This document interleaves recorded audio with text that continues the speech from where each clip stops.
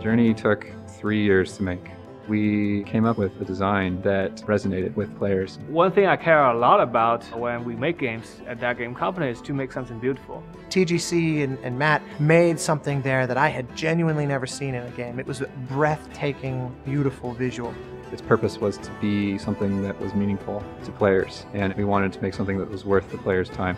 It's the ultimate story of a hero's quest, and this has to be a classic.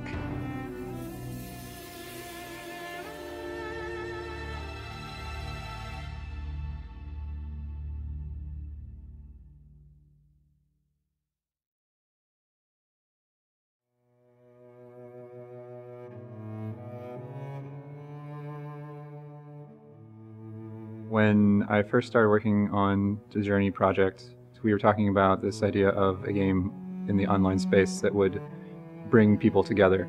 We looked around in the industry, pretty much checked out all the online console games, and I just realized, man, there's a lot of killing. It's either you are killing each other or you're killing something together. There's just a lack of connection emotionally between people. It became obvious from day one, and seeing the artwork was a big part of this, that Journey was going to be very special. Because Journey has no dialogue and it has no text, all of the story is told through the visuals and the music. Which made Matt and I kind of partners in crime as sort of the main vehicle for telling the story.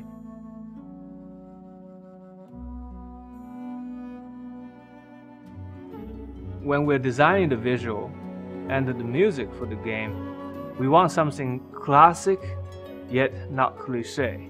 We want something you feel familiar, that you can relate to, but something you have never seen before. When Genova asked me, what kind of visual do you see this kind of game having, I said, something where people have no choice but to be together.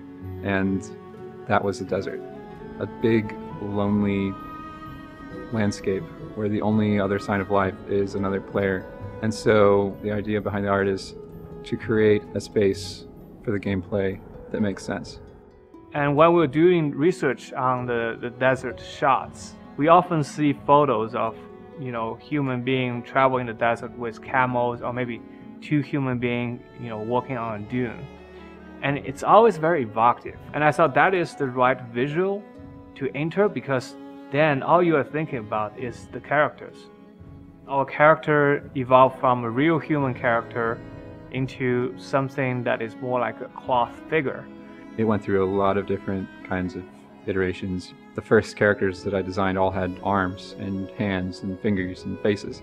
And we wanted to make the character more anonymous because we wanted people to be able to play with each other no matter who they were. So it's kind of this subtractive process. On the journey that players take, they go through a lot of different environments. They start in a desert with these warm colors. They go to this brightly colored desert with pink dunes and green skies, and then they end up in this kind of dark, misty underground passage. And eventually they arrive on these snow-capped mountains. So you see a lot of colors and a lot of environments, and they really kind of string together in a way that tells a story. The kind of evolving color scheme of the game visually was a huge part of the color scheme, so to speak, of the music. So the goal was to make the music have a similar arc.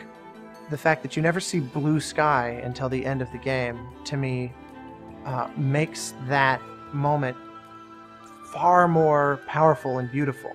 And so the first time I saw that, of course, immediately I had to figure out, well, what's the musical equivalent of that? And so, for me, it ended up being the emergence of the orchestra as a palette within the scores. We want you to went on a journey that's truly to some place that's exotic, yet it will relate to the life you live in. Matt's initial drawings grew and became more interesting and more sophisticated, and the very specific kind of nuance of the world he was creating, and that game company was generally creating, became more and more defined and more unique and interesting. It wasn't just Greek-looking ruins or Roman-looking ruins, but they became Journey ruins because he was able to mix all these things together.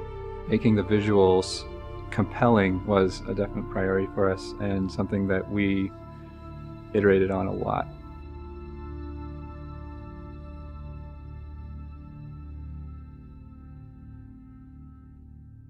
We were sitting around the office looking at a lot of the fan art that had come in and talking about the emotion that the game had inspired. And when we were looking at this fan art and thinking about what these people must have gone through to create these pieces, we started thinking we'd love to do an art book.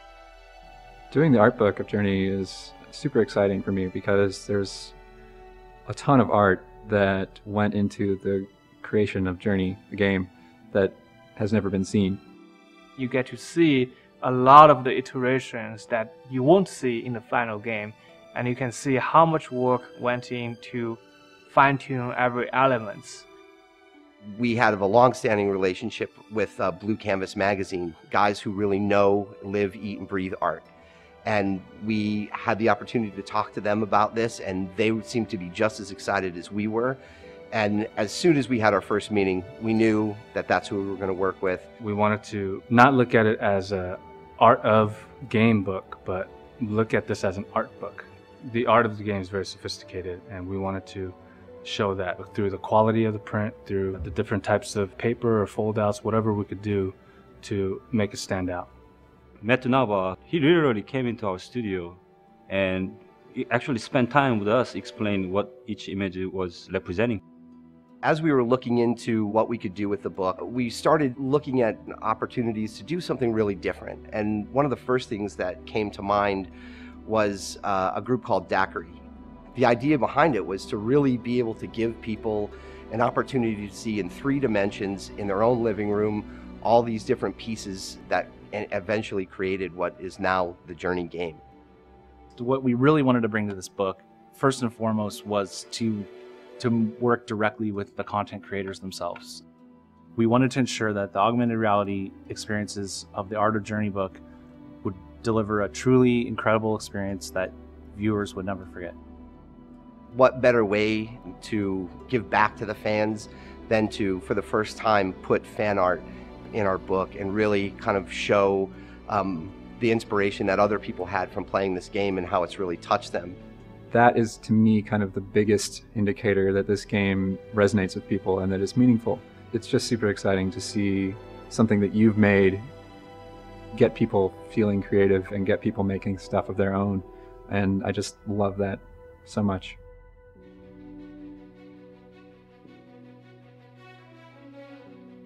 Journey means something different to everybody who both hears the soundtrack, who plays the game, and I'm sure anybody who looks at this book would have the same. And to me, that actually is the ultimate goal. I think that the best thing about the game and my experience in working on the game is that it had a real heart in it. Working on the Art of Journey was definitely something that I feel proud of, in that it's something that I think is moving to people. And so working on something like that, it's hard not to become invested in it. It's hard not to become part of it in a big way and feel like it's, you know, meaningful to your own life. I hope when you read this book that you'll be able to see how much love and work went into this game and take something away with that for the next time you play Journey.